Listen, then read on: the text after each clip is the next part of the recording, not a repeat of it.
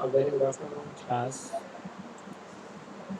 इससे पहले के लेक्चर में हम लोगों ने क्या कवर किया था कि बायोडाइवर्सिटीज़ क्या होती है और बायोडाइवर्सिटीज़ के कॉन्सेप्ट्स क्या होते हैं और बायोडाइवर्सिटीज़ कितनी तरह के होते हैं।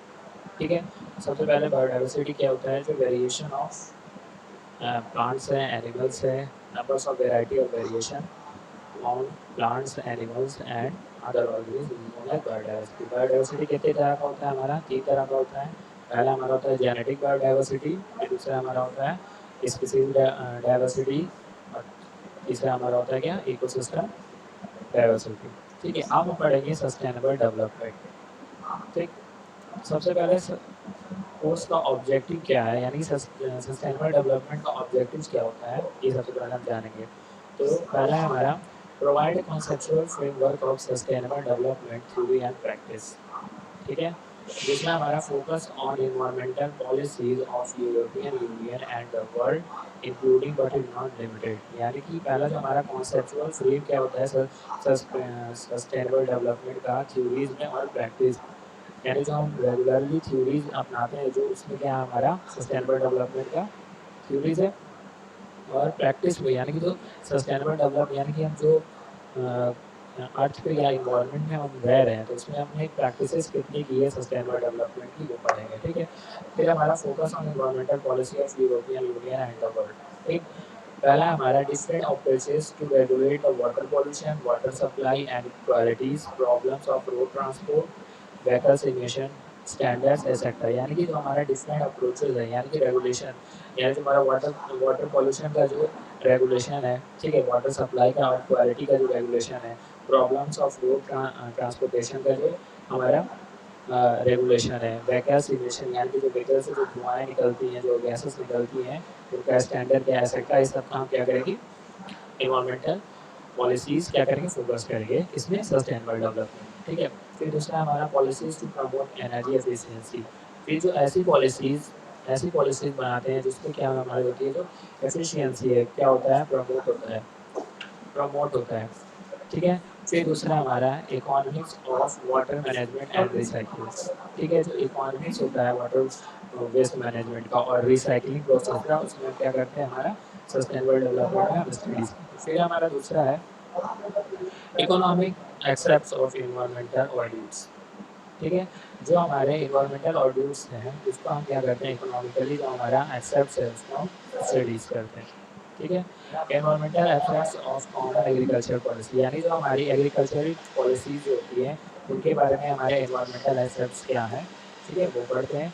ठीक है, protection of environment of Mediterranean reason, यानी कि जो हमारे मेडिटेरियन रीजन है, जहाँ पे हमारी मेडिसिन बनती हैं, उसका जो हमारा इन्वायरमेंटल प्रोटेक्शन होता है, उसके बारे में हम क्या करते हैं, स्टडीज करते हैं सस्टेनेबल डेवलपमेंट। ठीक है, पहला हमारा road map toward the sustainable development, यानी कि हमारा जो रोड मैप यानी कि जो रास्ता होता है सस्टेनेबल डेवलपमेंट का, वो कैसे कैसे हम अपनाते हैं, उसके बारे में हम पढ़ेंगे। पहला हमारा ह्यूमन एंड इन्वायरमेंटल।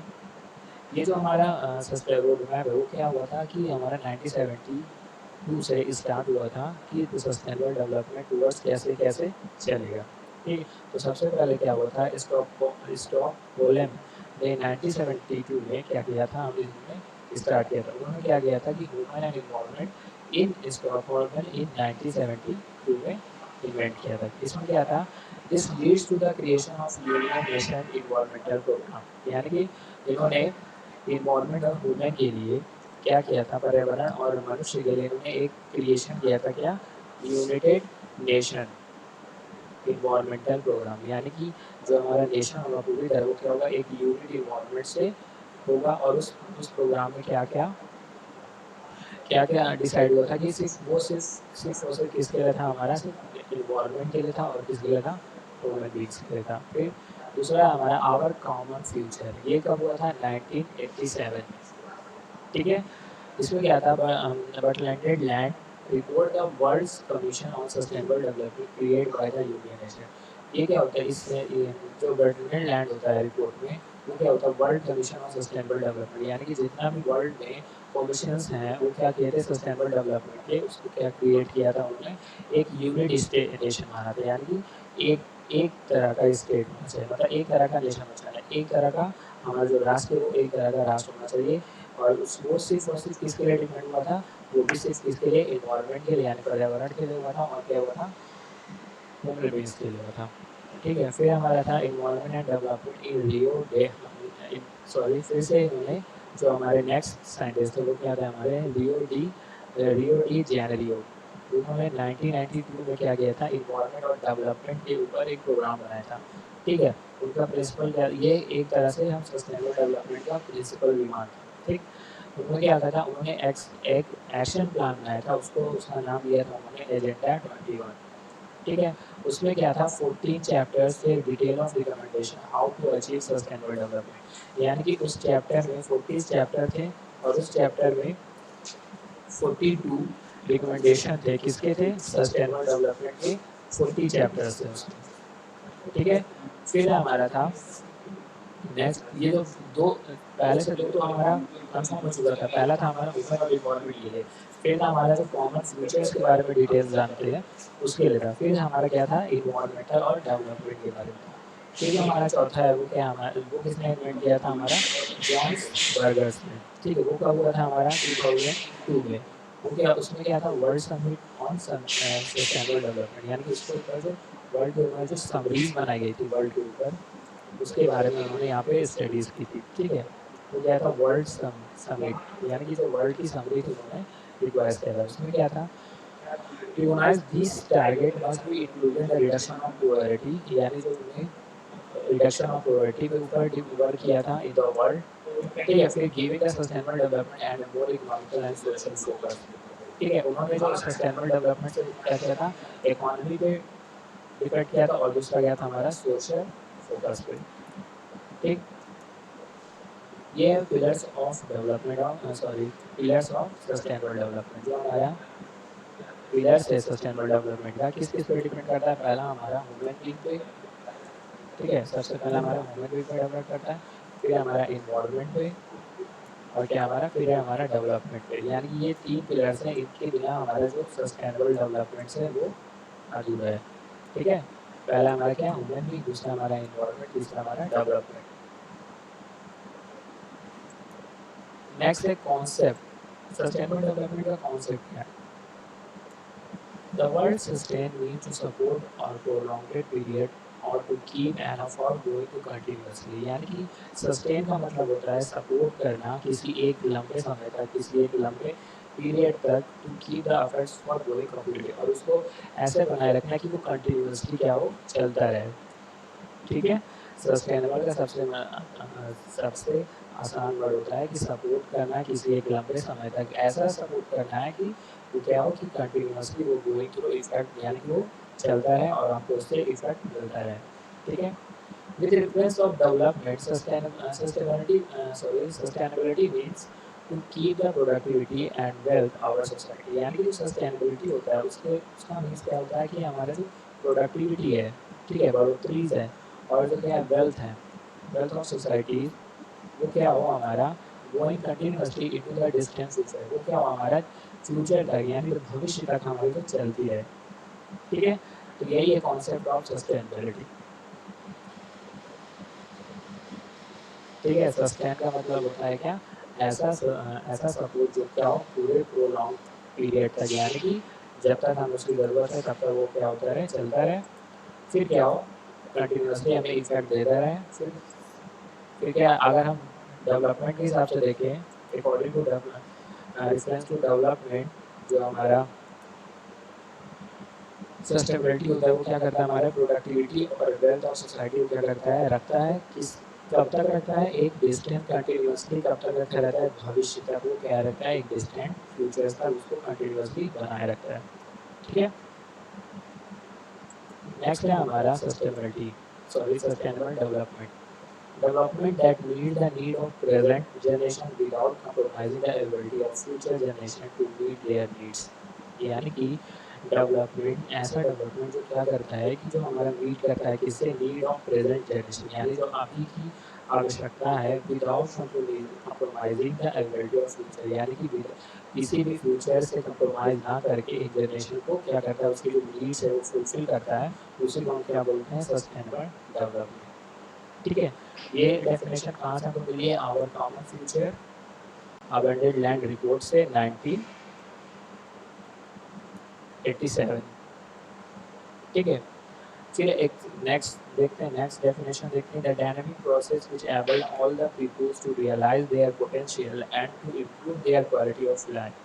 एक ऐसा डायनामिक प्रोसेस होता है, यानी कि ऐसा एक जो सस्टेनेबल डेवलपमेंट वो एक डायनामिक प्रोसेस होता है। वो क्या करता है, all people to realise their potential, यानी जो पीपल को रियलाइज होते हैं पोटेंशियल की, and to improve the quality of life, यानी जो हमारी लाइफ की क्वालिटीज़ को क्या करता है, इम्प्रूव करता है, in way which is simultaneously protect and इनहेल्प the earth life support system. यानी कि वो क्या करता है साइमल्टेनियसली, साथ ही साथ क्या करता है, जो हमें क्या करता है, प्रोटेक्ट करता है और इन्हेंस करता है हमारे अर्थ लाइफ सपोर्ट सिस्टम को। यानी कि जो अर्थ लाइफ जितना भी हमारे पृथ्वी के सपोर्ट सिस्टम्स हैं उसमें क्या करता है, वो इन्हेंस करता है।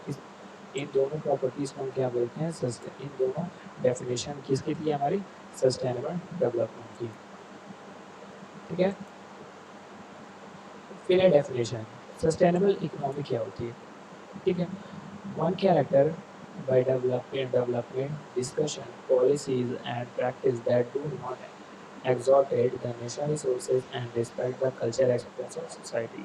यानी कि सस्टेनेबल इकोनॉमिकल का होता है, वो क्या करती है, वो करेक्टराइज करती है, यानी कि जो उसका प्रचार प्रसार करती है क्या, डेवलपमेंट डिसीजन का, जो हमारे डेवलपमेंट डिसीजन लिए जाते हैं, पॉलिसीज़ का, जो पॉलिसीज़ बनाई जाती है, एंड प्रैक्टिस, यानी जो हम प्रैक्टिस उस पर करते हैं, जो पॉलिसी और डिसीजन पे जो हम प्रैक्टिस करते हैं, वो क्या करते हैं, हमारे जो नेशनल रिसोर्स को क्या करे, एक्टिवेट ना करे, यानी कि कोई भी नुकसान उसमें ना पहुँचाए, और हर रिस्पेक्ट से हम क्या करते हैं, हर कल्चरल एक्सपीरियंस का सोसाइटी में हम क्या करते हैं, रिस्पेक्ट करते हैं। वो क्या होती है, हमारी इकोनॉमी होती है इसकी सस्टेनेबल की।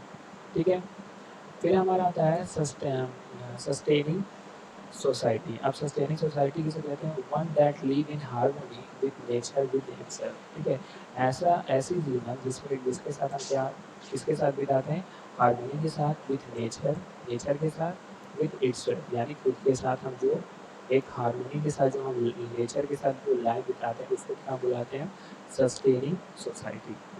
ठीक है, नेक्स्ट है हमारा सस्टेनेबल इन्वायरमेंट।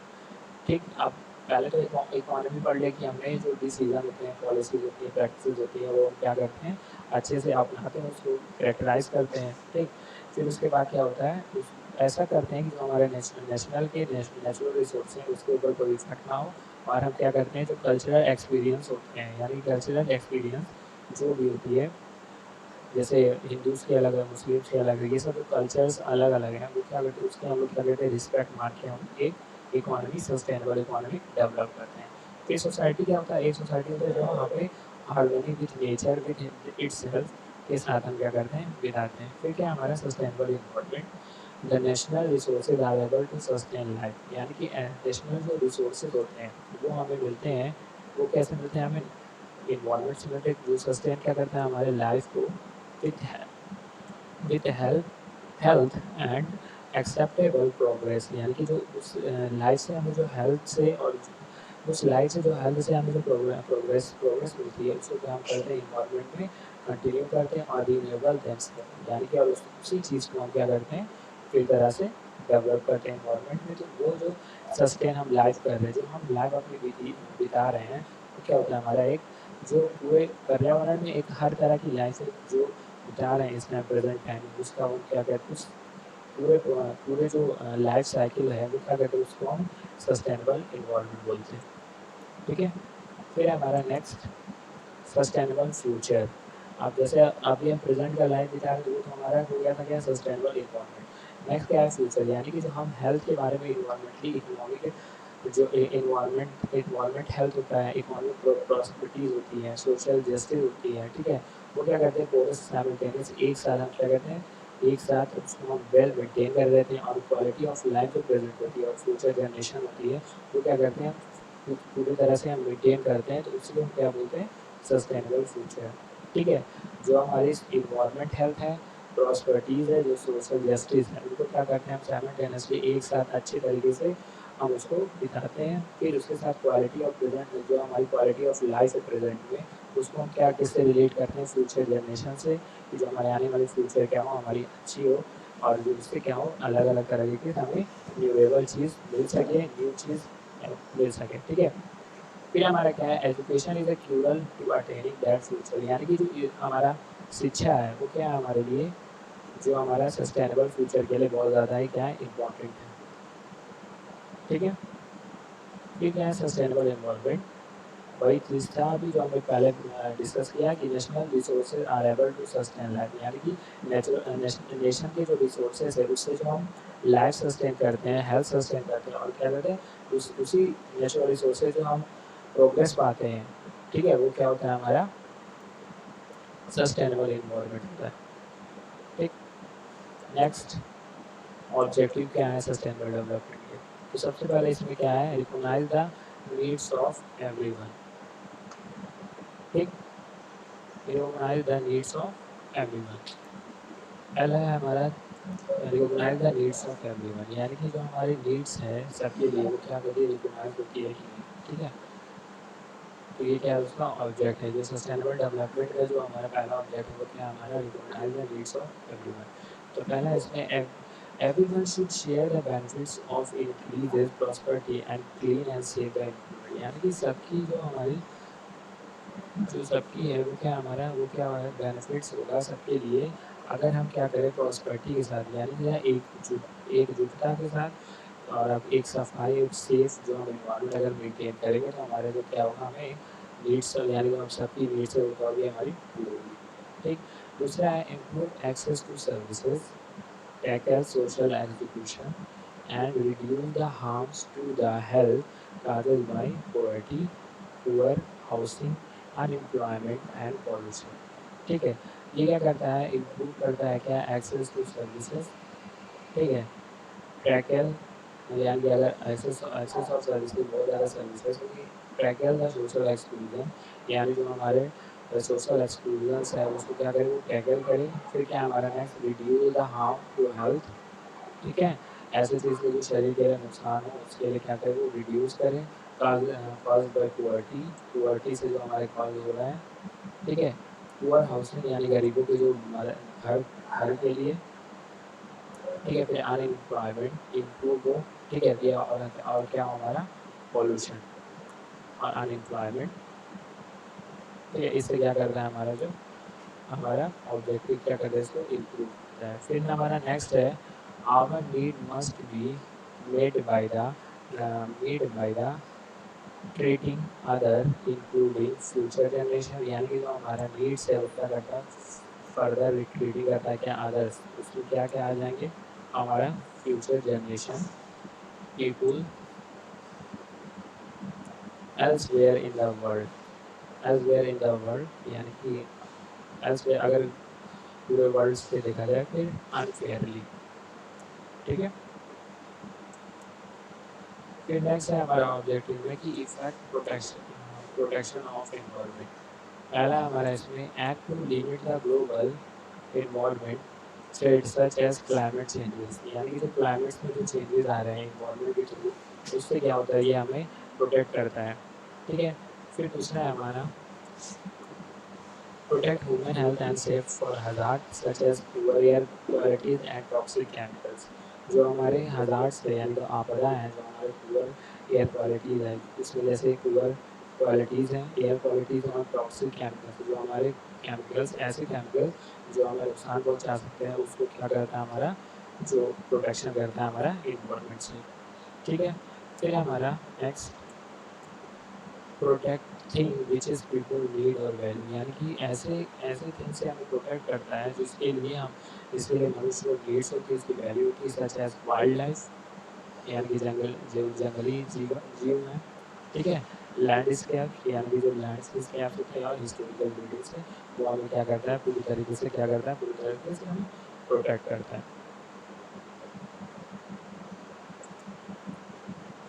फिर हमारा प्रूडेंटेड यूज़ ऑफ नेचुरल रिसोर्सेज, ठीक है।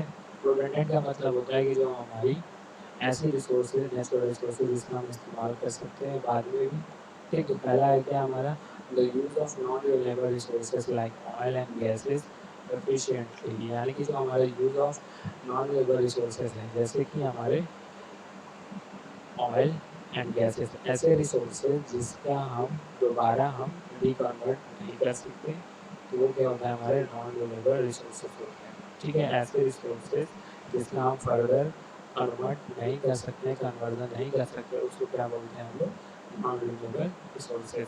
नॉन रिन्यूएबल रिसोर्सेज में कौन कौन से आते हैं, ऑयल आते हैं, गैस आते हैं। वो क्या करता है, एफिशिएंट द यूज क्या होता है, जो हमारा नेचुरल रिसोर्सेज है उसका जो यूज़ है वो क्या होता है, एक इफिशिएंटली होता है। ठीक है, फिर क्या है, and develop the alternatives to replace them in due to cost, यानी कि जो उसके लिए अल्टरनेटिव्स होते हैं, यानी कि जो उसके लिए हम अलग अलग तरीके के मोड्स बनाते हैं, जो डेवलप करते हैं, वो क्या करते हैं, उससे हम रिप्लेस कर सकें विदाउट ड्यू टू लॉस, यानी कि उसका समय पूरा होते ही हम उसका सही से इस्तेमाल कर सकें। ठीक है, फिर क्या हमारा non renewable resources, sorry renewable resources, वो क्या होते हैं, जैसे water should be use in way that do not endanger the resources or causes serious damage और pollution, यानी कि जो हमारा नॉन रिन्यूएबल रिसोर्सेज है वो क्या करता है, यूज़ होता है किसमें, वे ऑफ नॉन इंडेंजर, यानी कि ऐसी जगह पे हम इस्तेमाल करते हैं जहाँ पे कोई भी खतरा हमें रिसोर्स नहीं होता है, और कॉजेज सीरियस डैमेज और पॉल्यूशन, यानी कि अगर उसमें हम अगर जैसे व्हील्स के कुछ जो वेस्ट मटेरियल अगर हम उस वाटर में डालेंगे तो क्या होगा, वो पूरी तरह से हमें क्या होगा, डैमेज होगा। तो वो क्या करता है हमारा प्रिटेंडेड यूज़ का एक मतलब एक लिमिट तक हम क्या करते हैं, अपने जो नेचुरल रिसोर्सेज हैं उसको हम यूज़ करने में हमारी मदद करता है, वो क्या होता है हमारा sustainable development. Next, maintenance of high and stable level of economic growth and employment. ठीक है, जो हमारा मेंटेन क्या क्या मेंटेन करता है, जो हमारा high and stable level of economic growth है और एम्प्लॉयमेंट है। ठीक है, तो सबसे पहले इसमें है हमारा everyone can share in high living standard and great job opportunities. ठीक है, फिर नेक्स्ट है the production of high quality goods and services that consumer throughout the world want at a price they are prepare to pay. Next, prepare and train a workforce that is equipped with the education and skill for the 21st century. Okay. Next है हमारा develop business ready to invest and an infrastructure to support them. ठीक, maintenance of ये था हमारा maintenance of high and stable level of economic growth and employment. ठीक, इसमें सबसे पहले क्या बोलना है कि हमारा everyone can share high living standard and great job opportunity, यानी कि जो हमारे ज़्यादातर जो इंसान होते हैं वो क्या होते हैं, जो हाई स्टैंडर्ड लिविंग में शेयर करते हैं अपना। ठीक, फिर क्या करते हैं, ग्रेट जॉब अपॉर्चुनिटी, यानी जो हमारी जॉब है वो क्या होती है, हमें अधिकतर हमें अपॉर्चुनिटी उसमें मिलती रहती है वर्क करने की। फिर था हमारा second production of high quality goods and services that consumer throughout the world want, यानी कि प्रोडक्शन क्या करते हैं, हाई क्वालिटी के जो गुड्स एंड सर्विसेज है उनका कंज्यूमर क्या करते हैं थ्रू आउट द वर्ल्ड, यानी कि उसका प्रोडक्शन करते हैं जिससे जो हमारा कंज्यूमर है वो क्या हो, पूरी तरह से हमारे वर्ल्ड को वांट करें at a price they are prepare to pay, यानी कि एक ऐसे अमाउंट्स पे या ऐसे प्राइस पे कि ऐसा प्राइस हो कि जो आसानी से क्या हो सके, पे हो सके। ठीक है, next, prepare and train a workforce that is equipped with the education and skill from 20th century, यानी क्या करते हैं, प्रिपेयर करेंगे और ट्रेन करेंगे वर्कफोर्स को, वो क्या करेगी, इक्विप टू एजुकेशन, यानी कि जो हमारे इक्वेशन है सॉरी जो हमारी शिक्षा है और स्किल्स हैं वो क्या करेगी, हमारे 21 सेंचुरी को इक्विप करेगी, यानी कि हमारे जो 21 सेंचुरी की जो हमारी एजुकेशन है और स्किल्स है वो क्या करेगी, हमारे इक्विप करेगी, यानी कि इक्वली मेंटेन रखेगी। ठीक, फिर हमारा नेक्स्ट है develop business ready to invest, यानी क्या करेगी, वो बिजनेस को डेवलप करेगी रेडी टू इन्वेस्ट, यानी कि हमारा जो बिजनेस है वो हम क्या कर सकते हैं, उस बिजनेस से अगर हम डेवलप करेंगे बिजनेस तो हम उस बिजनेस से क्या कर सकते हैं, इन्वेस्ट कर सकते हैं। ठीक, फिर एक एड इंफ्रास्ट्रक्चर को हम क्या कर सकते हैं, सपोर्ट भी कर सकते हैं साथ ही साथ। ठीक है, नेक्स्ट है हमारा अप्रोचेस, यानी कि जो हमारे सस्टेनेबल डेवलपमेंट में कौन कौन से अप्रोचेज होते हैं वो इसके बारे में हम पढ़ेंगे। सबसे पहला है हमारा putting people at the centre, यानी कि सस्टेनेबल डेवलपमेंट में कुछ ऐसे इंजॉय के लिए, बेटर क्वालिटी ऑफ लाइफ के लिए हम क्या करते हैं, जो पीपल्स होते हैं उनको क्या करते हैं, सेंटर में रखते हैं। ठीक है, सस्टेनेबल तो इसमें लिखा हुआ है कि sustainable development must be able people to enjoy a better quality of life now and in the future। ठीक है, तो फर्स्ट था इसका हमारा क्या, putting people at the centre. फिर नेक्स्ट है हमारा taking a long term perspectives. दूसरा इसमें है कि readily improvement has to be delivered now to safeguard the interest of future generation. ठीक है, इसके लिए हम क्या करते हैं, सबसे पहले एक सेफ गार्ड बनाते हैं, किसके लिए, इंटरेस्ट के लिए, इसके लिए फ्यूचर जनरेशन के लिए। At the same time we must be make together needs. ठीक है, नेक्स्ट है हमारा taking account of cost and benefit. ठीक, जो अप्रोचेज हैं सस्टेनेबल डेवलपमेंट के, तीसरा है क्या उसमें taking account of cost and benefits. इसमें क्या होता है कि जो हमारा डिफरेंट कॉस्टेज होती है और जो बेनिफिट्स होती है वो क्या करता है कि कुछ अमाउंट्स ऑफ जो वर्क्स हैं और जो हमारे नीड्स हैं वो हमारी फुलफिल नहीं हो पाती, तो ये क्या करते हैं धीरे धीरे हमारे सस्टेनेबल डेवलपमेंट को अप्रोचेस करती है। Decision must be taken account to wide range of cost. ठीक है, जो हमारा डिसीजन है वो किसी एक वाइड रेंज ऑफ कॉस्ट के दौरान की जा सकती है। जो हमारी बेनिफिट्स होती है उसमें इंक्लूड होता है दोस्त can not be easy to wealth in the money term. यानी कि हम किसी एक सिंपली सम यानी कि कुछ अमाउंट से हम जो अपना अकाउंट कॉस्ट है और बेनिफिट्स है उसको हम अच्छी तरीके से हम नहीं ले सकते। फिर क्या है creating and opening and supportive economic system. क्या क्या कर सकते हैं अप्रोच के लिए, हम क्रिएट कर सकते हैं एक open and supportive economic system. उसमें क्या होगा, ग्लोबली इकोनॉमिक सिस्टम होगा, वो किसी भी तरीके के लोग इस्तेमाल कर सकते हैं। ठीक है, सेकेंडरी में रिक्वायर्ड है global economic system to support economic growth in all the countries. ठीक है, वो सिर्फ और सिर्फ किस पर डिपेंड करेगी, इकोनॉमिक ग्रोथ पर करेगी। वो किसी भी प्रकार की सॉरी हर कंट्रीज़ के लिए वो क्या करेगी, इकोनॉमिक सपोर्ट या इकोनॉमिक ग्रोथ की क्या करेगी, वो सपोर्ट करेगी। ठीक है, फिर हमारा नेक्स्ट है combating poverty and social exclusion. यानी कि अगर हमें अपना सस्टेनेबल डेवलपमेंट को मेंटेन करना है तो सबसे पहले हमें क्या करना पड़ेगा, कम्बैटिंग पुअर्टी यानी कि जो हमें गरीबी है वो क्या होगी, सबसे पहले हमें हटाना पड़ेगा। और सोशल एक्सक्लूसिव यानी कि जो हमारे समाज में अलग अलग तरीके के जो एक्सक्लूसिव्स हैं, जैसे हर तरह की हाई क्वालिटीज़ पब्लिक सर्विसेज हैं, एजुकेशन है, एम्प्लॉयमेंट अपॉर्चुनिटीज़ हैं। ठीक है, ये सब क्या होगी, हमें मेंटेन करनी होगी। तो क्या इसमें क्या, everyone should have to opportunity to fulfil their potential through across to high quality public services, education and employment opportunity, decent housing and good local involvement. ठीक है, फिर नेक्स्ट है हमारा respecting in limits, respecting environmental limits. यानी कि हम सबसे पहले अगर हम सस्टेनेबल डेवलपमेंट को अगर हम सर्वाइव कर रहे हैं, सस्टेन कर रहे हैं, तो सबसे पहले हमको क्या करना पड़ेगा कि इन रिस्पेक्ट हमें करनी पड़ेगी किसके, इन्वायरमेंटल लिमिट्स की। ठीक है, सीरियस और इनरिवर्सिबल damage could be caused serve that threat to the global society. Defining such a limit is difficult, so dedication action need to be considered। Simply समझाने का मतलब है कि अगर हम किसी चीज़ में रहते हैं, किसी चीज़ में एरिया में रहते हैं या किसी भी रीजन में हम रहते हैं, तो सबसे पहले हमें क्या करना होगा कि उस रीजन का, उस इन्वायरमेंट का, उस पर्यावरण के का हमें रिस्पेक्ट या आदर आचरण सब करना बहुत ज़रूरी है। तो सबसे पहला क्या था हमारा, creating an open supportive ecosystem. फिर दूसरा था क्या हमारा, combating the poverty and social exclusion. फिर तीसरा था हमारा रिस्पेक्टिंग इन्वायरमेंटल लिमिट्स। ठीक, अब आते हैं second second approach, next approach पे आते हैं यूजिंग साइंटिफिक नॉलेज।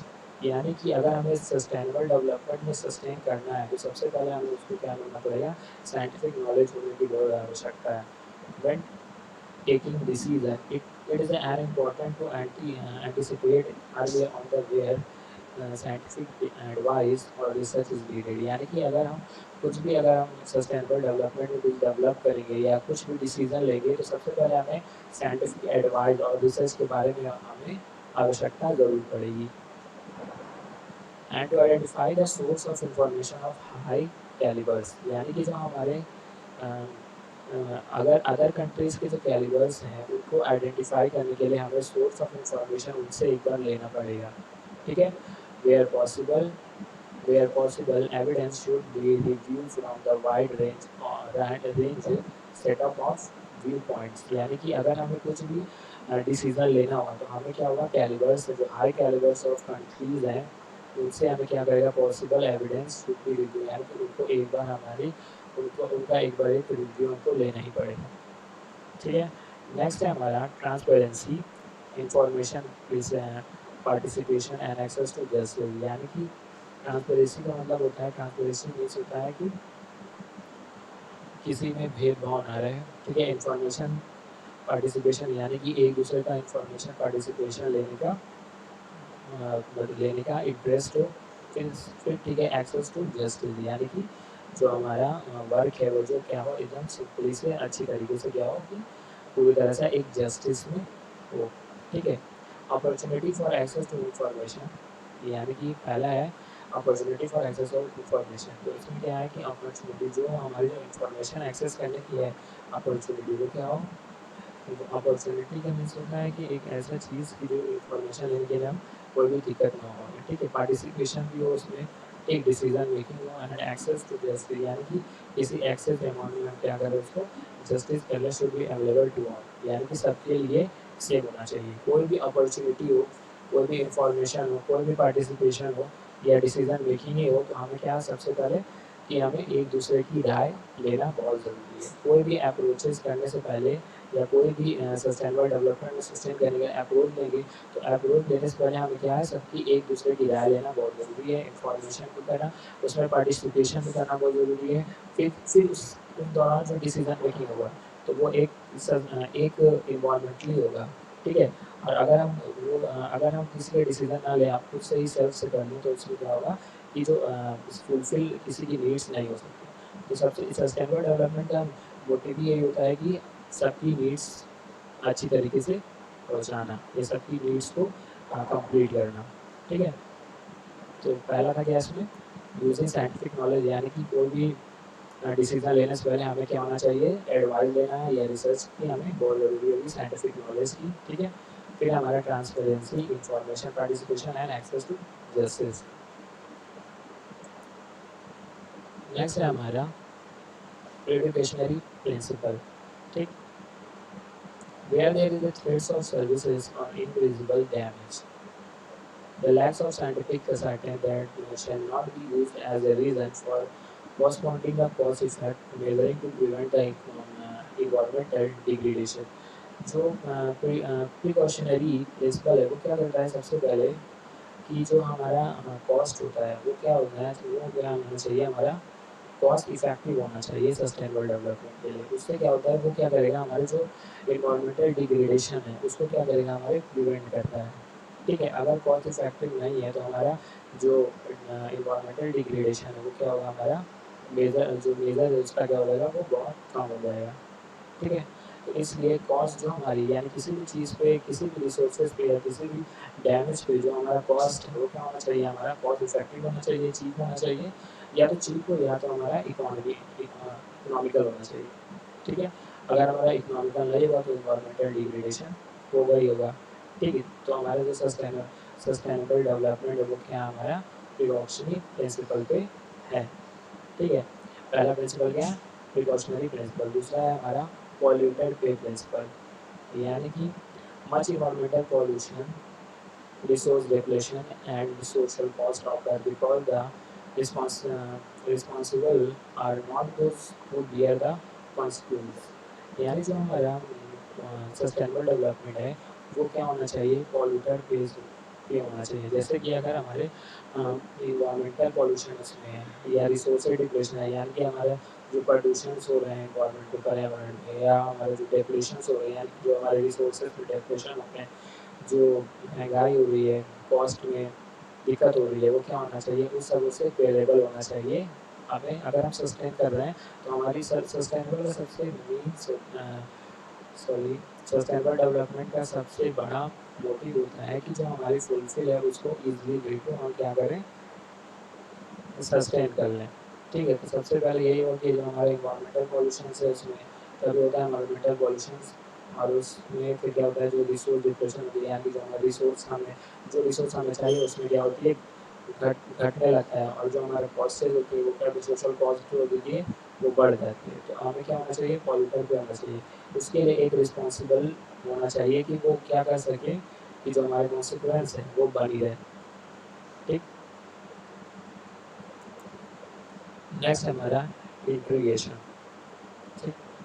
उसमें क्या है, ensure that the economical decision adequately reflect environmental impact including human health and that environment initiatives take into the account economical consequences।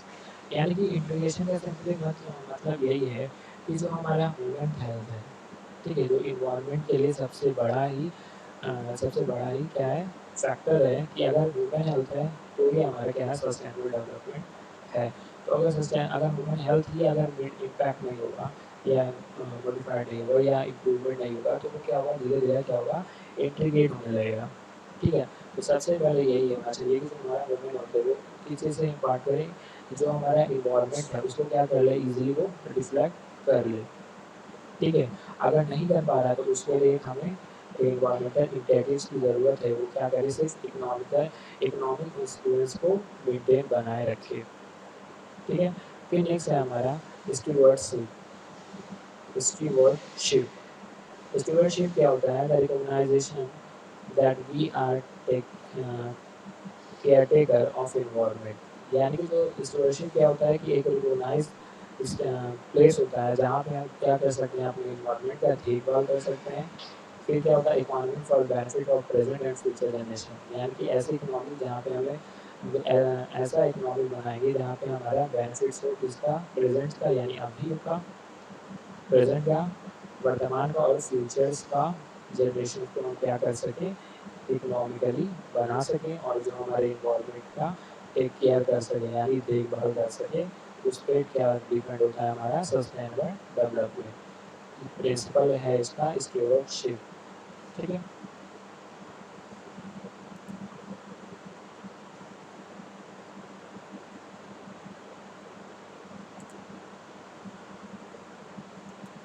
Next है हमारा share responsibilities. इसमें क्या है, acknowledging the responsibilities of all communities for sustaining the environment and economy. यानी कि जो acknowledgement होता है वो क्या होता है कि जो उसको मोस्ट इम्पॉर्टेंट पार्ट है कि वो उसको एक रिस्पॉन्सिबिलिटी दी जाती है। वो क्या करता है कि जो ऑल कम्युनिटीज़ होती हैं वो क्या कर सके, easily to sustain the environment. यानी कि ऐसी रिस्पॉन्सिबिलिटी जो वुमेन बींग्स को या अदर ऑर्गेनिज्म को दी जाए, जिससे वो क्या कर ले, इन्वायरमेंट में और इकोनॉमी में वो क्या हो, इजीली टू सस्टेन कर ले। ठीक है। इन्हें स्पिरिट्स ऑफ पार्टनरशिप या ओपन कॉर्पोरेशन, या वो हो सकता है एक पार्टनरशिप पे हो सकता है या हो सकता है एक अपनी ओपन को ऑपरेशन पे। ठीक है।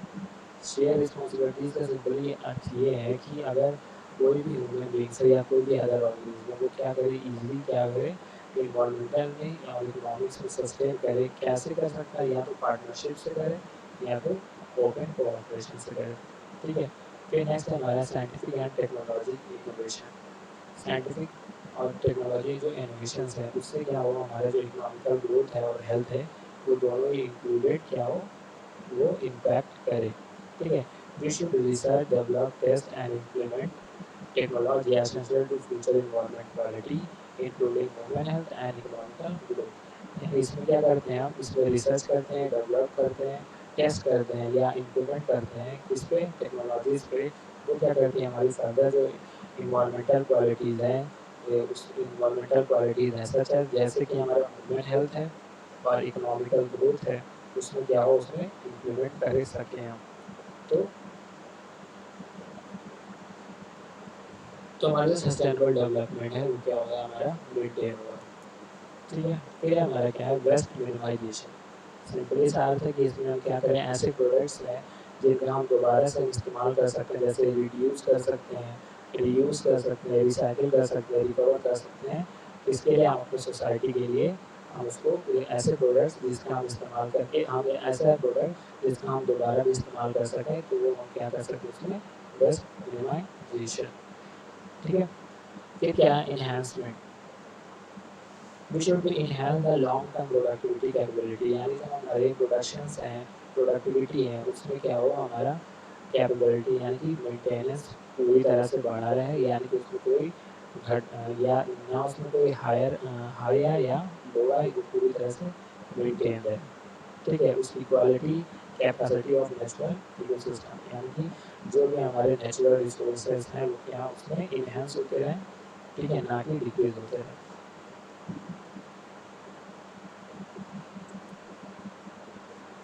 नेक्स्ट है हमारा प्रिवेंटेशन।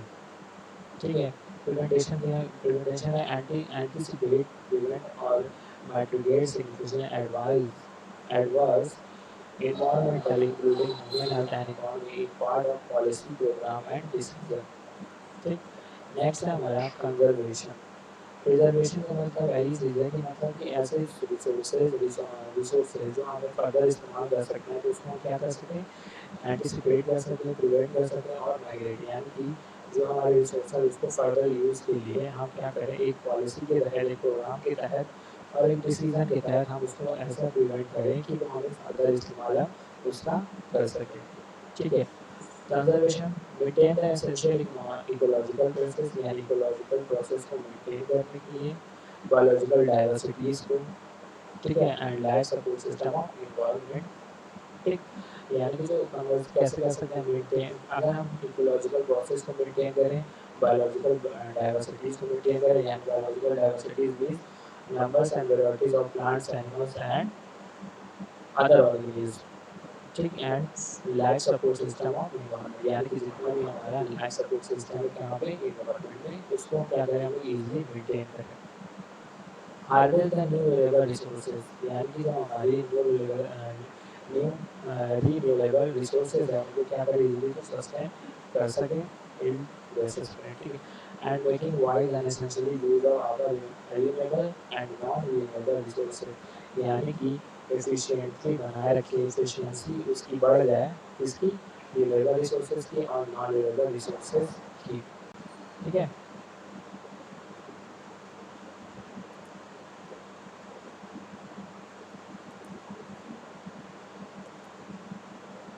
नेक्स्ट है हमारा रिहैबिटेशन एंड रिक्लेमेशन।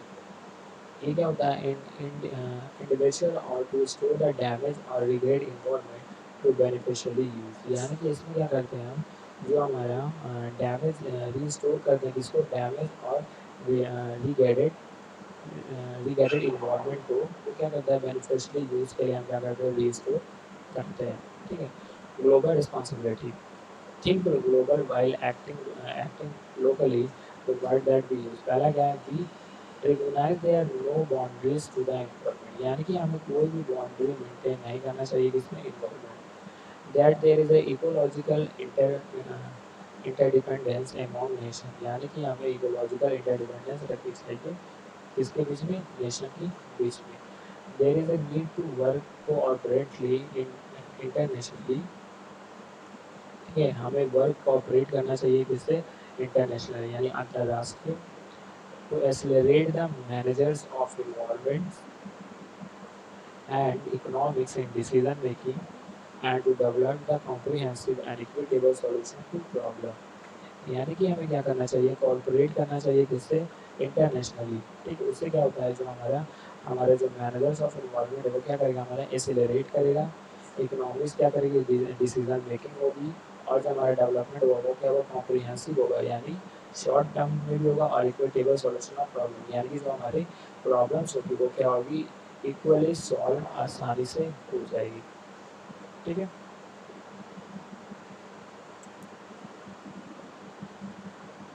नेक्स्ट है how to implement the concept and principle यानी कि जो हमारा सस्टेनेबल डेवलपमेंट का कॉन्सेप्ट है वो कैसे हम इम्प्लीमेंट कर सकते हैं, कॉन्सेप्ट और प्रिंसिपल को हम कैसे हम इम्प्लीमेंट कर सकते हैं। ठीक है,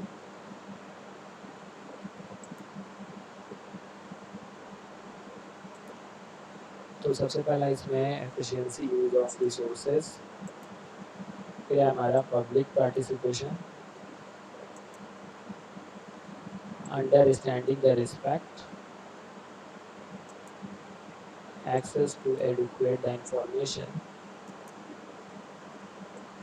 integrated the decision making, substitution, ये हमारे कितने,